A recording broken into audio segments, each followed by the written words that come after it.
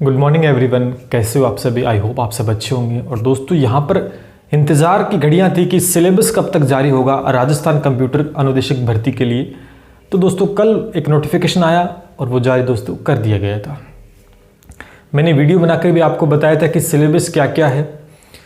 अगर वो वीडियो नहीं देखा तो जाके देख सकते हैं, उसका भी लिंक आपको आई बटन में मिल जाएगा दोस्तों, या डिस्क्रिप्शन में मिल जाएगा। लेकिन उसके बाद बहुत सारे दोस्तों डाउट्स आए। आज उन्हीं डाउट्स को मैं आपके साथ कंसल्ट करूंगा पूरा डिटेल के अंदर। क्या क्या डाउट आए कि भाई पोस्ट तो आपको पता है कि 10,453 के आसपास पोस्टें हैं। यहाँ पर सबसे बड़ी जो बात यहाँ पर आ रही है, क्योंकि आपके दो लेवल है, लेवल 8 की एक भर्ती है और लेवल 10 की भर्ती है। पूरा डिटेल में हम एनालिसिस करेंगे कि योग्यता क्या रहेगी, यानी जो आपकी क्वालिफिकेशन है कि कौन सा स्टूडेंट इस फॉर्म को भर सकता है। क्योंकि अभी तक नोटिफिकेशन विज्ञप्ति जारी नहीं हुई है, उसमें कंप्लीटली हमें नहीं पता कि क्या, लेकिन क्या योग्यता रहेगी वो हम बात करेंगे। ऑलमोस्ट 99% यही योग्यता जो आज हमको बताएंगे यही रहने वाली है। उसके बाद में एक ये कमेंट है कि पे ग्रेड क्या रहेगा, सर इसकी सैलरी कितनी हो सकती है या इसका पे ग्रेड क्या रहता है, वो हम बताएंगे आपको। नेगेटिव मार्किंग है या नहीं है, बिल्कुल नेगेटिव मार्किंग है, कल भी मैंने बताया था। आज मैं डिटेल में बताऊंगा कि नेगेटिव मार्किंग कितनी है। उसके बाद पेपर का पैटर्न क्या रहेगा, यानी पेपर किस हिसाब से होगा, पैटर्न क्या रहेगा, कैसे पेपर देना है, दोनों पेपर अलग अलग हैं, सेम क्या होगा, क्या टॉपिक्स वगैरह, सारी बातें आज हम करने वाले हैं। तो ये कॉमन डाउट जो कि ज़रूरी है आपके, जिससे चीज़ें क्लियर हो जाए दोस्तों। तो आज वीडियो में मैं सारे डाउट आपके दोस्तों क्लियर करूँगा।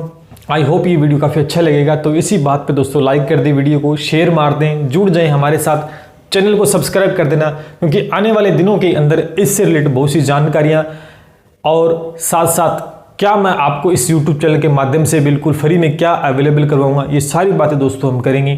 तो इसके लिए हमारा साथ होना बहुत ज़रूरी है, तो चैनल को सब्सक्राइब कर ले। चलिए एक एक पॉइंट पे हम बात करते हैं।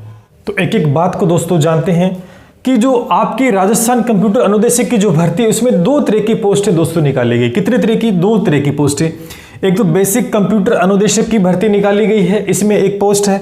एक दोस्तों वरिष्ठ कंप्यूटर अनुदेशक, ठीक है। ये पद छोटा है लेकिन इससे ये पद बड़ा है। पहली बात तो ये आप सभी को पता है कि पोस्ट कितनी आपकी 10,453 पोस्टें हैं। ये जो भर्ती रहेगी बेसिक कंप्यूटर अनुदेशक की जो भर्ती रहेगी, ये दोस्तों लेवल 8 की भर्ती रहेगी। कितने लेवल की? लेवल 8 की भर्ती रहेगी। कहने का मतलब दोस्तों इसका जो पे ग्रेड होगा, जो आपके मन में डाउट था कि सर पे ग्रेड क्या होगा, तो दोस्तों इसका 2800 पे ग्रेड होगा। ये 2800 पे ग्रेड की दोस्तों भर्ती होगी। अच्छा ग्रेड पे है, अच्छी सैलरी इसमें दोस्तों आपको मिलेगी, ठीक है। उसके बाद जो पद का कैडर रहेगा वो जिला स्तर का रहेगा, यानी जिला स्तर का कैडर रहेगा। जो ज्वाइनिंग आपको मिलेगी जिला स्तर के आधार पर, जिला स्तर पे मिलेगी दोस्तों। पद का कैडर यही है। उसके बाद में जो बेसिक कंप्यूटर अनुदेशक की भर्ती में 10 कितने पद है, इसमें से 9,862 पद है। तो अपने आप में बहुत ज्यादा पद दोस्तों इस भर्ती के लिए है, ठीक है। उसके बाद में दोस्तों दूसरा पद जो है वरिष्ठ कंप्यूटर अनुदेशक की भर्ती है। इसमें ये दोस्तों लेवल 10 की भर्ती और इसके लिए दोस्तों 3600 ग्रेड पे रहेगा। जो आपके मन में डाउट था, इसके लिए कितना है 2800 ग्रेड पे रहेगा, इस भर्ती के लिए 3600 ग्रेड पे रहेगा। ये इसकी जो पद का कैडर रहेगा वो संभाग स्तर पर दोस्तों ज्वाइनिंग मिलेगी, संभाग स्तर का रहेगा। उसका दोस्तों यहाँ पर 9,862 पद इसमें, तो इसमें मिनिमम दोस्तों 295 पद ही है। अब ध्यान ये रखना है कि आप एलिजिबल किसके लिए, अभी मैं आपको क्वालिफिकेशन बताऊंगा, इस पद के लिए भी क्वालिफिकेशन बताऊंगा कि कौन कौन स्टूडेंट इस फॉर्म में एलिजिबल है और कौन कौन इसमें। दोनों ही है तो दोनों भर देना, अगर एक में है तो एक भर देना, ठीक है। पूरी बात करेंगे। अभी तक आपने समझा कि लेवल 8 यानी 2800 पे ग्रेड की भर्ती है। पद का कैडर जिला स्तर का रहेगा, इतने पद है इसमें। उसके बाद ये लेवल 10 की है, 3600 ग्रेड पे है, संभाग स्तर की है, 295 पोस्ट इसमें है। सिलेबस मैंने कल पूरा एनालिसिस कर दिया था, टेलीग्राम पे डाल दिया, और वीडियो के अंत में आज भी कुछ और बातें कर लेंगे सिलेबस के बारे में, नो डाउट, जो वीडियो पहली बार देख रहा है। तो ठीक है, ये इतनी बात समझ में आएगी। अब चलते हैं हम क्वालिफिकेशन के ऊपर कि इस पद के लिए क्या क्वालिफिकेशन है और इस पद के लिए दोस्तों क्या क्वालिफिकेशन रहेगी। चलिए बात कर लेते हैं क्वालिफिकेशन क्या रहेगी। सबसे बड़ा इशू है कि क्वालिफिकेशन क्या रहेगी। अभी तक दोस्तों नोटिफिकेशन जो विज्ञप्ति जारी नहीं हुई है उसमें क्या योग्यता रहेगी उसमें अभी तक निर्धारण नहीं किया गया है। लेकिन क्या रहेगी, अपने अनुमान के अकॉर्डिंग दोस्तों 100% यही रहने वाली है हमारे हिसाब से, जिस प्रकार का यहाँ पर पैटर्न रह रहा है। तो नो डाउट आप अच्छे से देख लें। 2 पोस्ट आपके पास है, एक तो बेसिक कंप्यूटर अनुदेशक की पोस्ट है, एक वरिष्ठ कंप्यूटर अनुदेशक की पोस्ट है। देखो, बेसिक कंप्यूटर अनुदेशक की पोस्ट 9000 से ज़्यादा की पोस्ट आपको पता है। इसके लिए जो योग्यता रहेगी, निर्धारण किया जाएगा वो योग्यता का। तो कोई भी बच्चा जिसने एनी ग्रेजुएट, यानी कोई भी बच्चा है जिसने स्नातक कर रखी है, किसी में भी स्नातक कर रखी है, कोई भी स्नातक स्तर का बच्चा, उसके पास में 1 ईयर का कंप्यूटर डिप्लोमा अगर उसके पास है 1 साल का, तो वो एलिजिबल होगा हमारे अनुभव के आधार पर इस फॉर्म के लिए। इस फॉर्म के लिए वो एलिजिबल होगा, उसके अगर स्नातक प्लस में 1 साल का डिप्लोमा है। ठीक है, बाकी कंफर्म दोस्तों जब आ जाएगा 1-2 दिनों में पूरा बायोडाटा, तब पता लग जाएगा। उसके बाद में पीजीडीसी जिसने कर रखी है वो भी एलिजिबल होगा। ओ लेवल कर रखा है, ए लेवल कर रखा है, वो भी दोस्तों इस फॉर्म के लिए एलिजिबल है। मैं पहले बेसिक कंप्यूटर अनुदेशक की योग्यता के बारे में बात कर रहा हूं। जिसने बीटेक कर रखी है, BTech CS IT EC IEC में कर रखी है बीटेक, वो भी इस फॉर्म के लिए दोस्तों एलिजिबल होगा। जिसने एमटेक कर रखी है सीएस में, आईटी के अंदर ईसी में, वो भी दोस्तों इस फॉर्म के लिए दोस्तों क्या होगा, एलिजिबल होगा। किसी ने बीसीए कर रखी है, किसी ने एमसीए कर रखी है, किसी ने बीएससी कर रखी है, वो भी सीएस में कर रखी है, या बीएससी आईटी में कर रखी है, तो वो भी दोस्तों इस फॉर्म के लिए क्या होगा, एलिजिबल होगा। उसके बाद किसी बच्चे ने एमएससी कर रखी है, वो भी आईटी में कर रखी है या एमएससी सीएस में कर रखी है। ठीक है, नीचे दिखाई दे रहा है कि ये एमएससी आईटी है और उसके बाद में एमएससी सीएस लिख रखा है मैंने। अगर ये योग्यता किसी बच्चे के पास है तो हमारे हिसाब से 99% दोस्तों इस फॉर्म के लिए एलिजिबल होगा, और यही योग्यताओं का निर्धारण होगा। सबसे बड़ी बात आ रही है कि क्या आरएससीआईटी चलेगा क्या? जी बिल्कुल नहीं, आरएससीआईटी इसमें काम दोस्तों नहीं करेगा। जिसके पास आरएससीआईटी है वो लगा सकता है, लिख सकता है, लेकिन वो डिप्लोमा काम दोस्तों नहीं करेगा। पहले बता देता हूं, अगर इनमें से आपके पास कोई भी योग्यता है तो इस फॉर्म को आप भर सकते हो। और किस पोस्ट के लिए? बेसिक कंप्यूटर अनुदेशक की पोस्ट के लिए आप फॉर्म को भर सकते हो। इससे बड़ी पोस्ट वरिष्ठ कंप्यूटर अनुदेशक की है, उसके लिए योग्यता हमारे हिसाब से जिसने एमसीए कर रखी है, एमटेक कर रखी है सीएस में, आईटी में, ईसी में, या एमएससी जिसने कर रखी है आईटी में, सीएस में, तो वो दोस्तों इस पद को भर सकता है, इस पद के लिए फॉर्म भर सकता है, वरिष्ठ कंप्यूटर अनुदेशक के लिए भर सकता है। अगर ये कर रखा है वो बच्चा इस फॉर्म को भी भर सकता है, ये वाला तो दोनों फॉर्म भर सकता है, या इन दोनों में से दोनों डिग्री जिसके पास है ना, तो वो दोनों ही फॉर्म भर सकता है। अधिकतर इस फॉर्मेट के अंदर अच्छे बच्चे मिलेंगे तो वो इसी का फॉर्म भरेंगे। बड़ी भर्ती है, अगर ये भी किसी के पास है तो ये भी भर सकता है। आई होप कि आपका डाउट क्लियर हुआ होगा कि लगभग जो डिप्लोमा रहेगा वो ये रहेंगे, और ये आपके पास है तो इस फॉर्म को आप भर दीजिएगा, और ये भी है तो आप ये भी भर सकते हैं। ठीक है, 9000 के समथिंग इसकी इतनी पोस्ट है प्लस में, और 200 लगभग इसकी पोस्ट है प्लस 295 आई थिंक इतनी है। ठीक है, तो अभी मैंने आपको बताया कि योग्यता क्या रहेगी। काफी सारा कमेंट आ रहा है कि सर योग्यता क्या है, योग्यता क्या है? तो भैया ये है आपकी क्वालिफिकेशन। अगर ये आपके पास है तो आप इस फॉर्म को भर सकते हैं, ये है तो इस फॉर्म को, दोनों ही हैं तो दोनों इस फॉर्म को भर सकते हैं। आई होप कि आपका डाउट दोस्तों क्लियर हुआ होगा। अब भी आपके पास कोई और डिप्लोमा तो कमेंट सेक्शन में कमेंट कर दीजिएगा, सर ये है क्या एलिजिबल है, तो मैं आपको बता दूंगा। ठीक है, तो अभी हमने बात की पे ग्रेड बता दिया कितना रहेगा, फिर मैंने योग्यता बता दी क्या रहेगी। अब इसमें बात करते हैं कुछ और जो कि महत्वपूर्ण है, चलिए इसको नोट कर लें आप। तो दोस्तों बात करते हैं जो कि इंपॉर्टेंट पार्ट है यहाँ पर, परीक्षा पैटर्न का, कि परीक्षा का स्तर क्या रहेगा, कैसे होगा एग्जाम, क्या रहेगा परीक्षा का पैटर्न। 2 पोस्टें हैं, बेसिक कंप्यूटर अनुदेशक की, वरिष्ठ कंप्यूटर अनुदेशक की 2 पोस्टें हैं।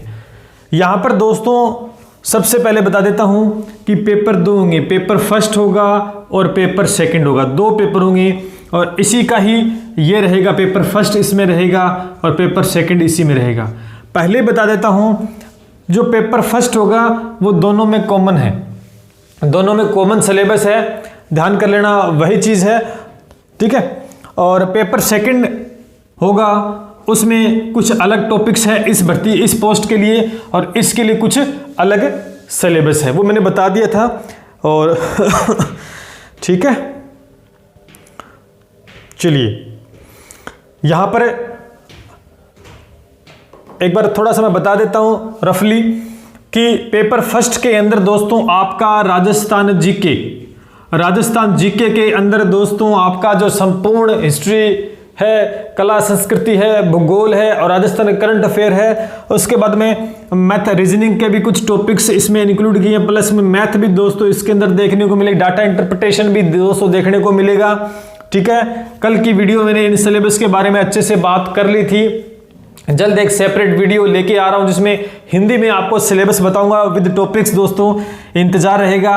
प्लस में यहां पर सेकंड पेपर के अंदर ये चीज वापस आ रही है, सेकंड पेपर में ये चीज वापस आ रही है, यानी ये सिलेबस फिर से, और राजस्थान जीके नहीं होगा सेकंड पेपर में दोस्तों, रीजनिंग मैथ आएगी और कंप्यूटर का एक विस्तृत सिलेबस दोस्तों दिया गया है। पहले बता देता हूं, दोनों का कॉमन पेपर है, ये दोनों में पेपर फर्स्ट कॉमन है, सेम सिलेबस है दोस्तों। पेपर सेकंड जो होगा उसमें सिलेबस थोड़ा सा चेंजेस है, ये वरिष्ठ कंप्यूटर अनुदेशक की है, ये बेसिक की है, तो इसमें सिलेबस थोड़ा सा कम है, इसके मुकाबले इसमें थोड़े अलग से टॉपिक है, वो कंप्यूटर के अलग से मैंने बता दिया था। अब आपको बात बता, जो इंपॉर्टेंट रहेगा पेपर फर्स्ट रहेगा। पेपर फर्स्ट सबके लिए इंपॉर्टेंट, जितना नंबर आप खींच सकते हो पेपर फर्स्ट में खींचिएगा उतना ज़्यादा आपको बेनिफिट मिलेगा। अब थोड़ी सी मैं बात कर लेता हूं जो कि महत्वपूर्ण रहेगी यहाँ पर। दोनों ही पोस्ट के लिए दोस्तों सेम टू सेम चीज़ें हैं, क्या है वो बात कर लेते हैं। देखो दोनों ही पोस्ट की बता रहा हूं मैं, दोनों कि जो आपका क्वेश्चंस जो आएंगे दोस्तों वो 100 प्रश्न देखने को मिलेंगे। कितने प्रश्न होंगे? जो कि MCQs होंगे, मल्टीपल चॉइस क्वेश्चंस होंगे, यानी ऑप्शनल होंगे। पेपर आपका दोस्तों ऑफलाइन होगा, फिर बता, पेपर आपका ऑफलाइन होगा, ऑनलाइन दोस्तों नहीं होगा। दूसरा जो क्वेश्चन रहेगा यहां पर आपका कि 100 प्रश्न होंगे और नंबर ऑफ मार्क्स कितने होंगे, तो यहां पर मार्क्स दोस्त होंगे वो 100 नंबरों का ही पेपर होगा, 100 अंक का ही पेपर होगा। ध्यान करना, दोनों के लिए बता रहा हूं, दोनों पोस्टों के लिए ये कि 100 प्रश्न होंगे, 100 अंकों का होगा। यहां पर MCQs पेपर होगा, ऑफलाइन होगा। पहले बता देता हूं जो समय मिलेगा आपको, और दोनों 2 घंटे का समय दोस्तों मिलेगा, यानी आप कह सकते हैं कि 120 मिनट मिलेंगे। 120 मिनट के अंदर आपको 100 प्रश्न करने हैं। सबसे बड़ी बात यहां पर आ रही है नेगेटिव मार्किंग की, जो कि इंपॉर्टेंट है। अब की बार नेगेटिव मार्किंग 0.5 दोस्तों रखी गई है। 0.5 का मतलब होता है दोस्तों 1/2 होती है। पीछे जो नेगेटिव और एग्जाम में जो नेगेटिव मार्किंग आती थी वहां पर दोस्तों 1/3 नेगेटिव मार्किंग आती थी, 1/3 नेगेटिव मार्किंग।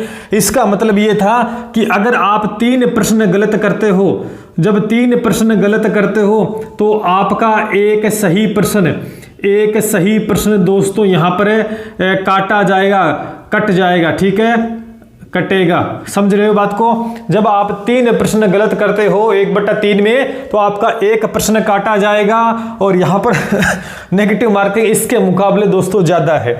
सीधी सी बात है कि 0.5 का मतलब हो गया दोस्तों 5/10, यानी 1/2 नेगेटिव मार्किंग है।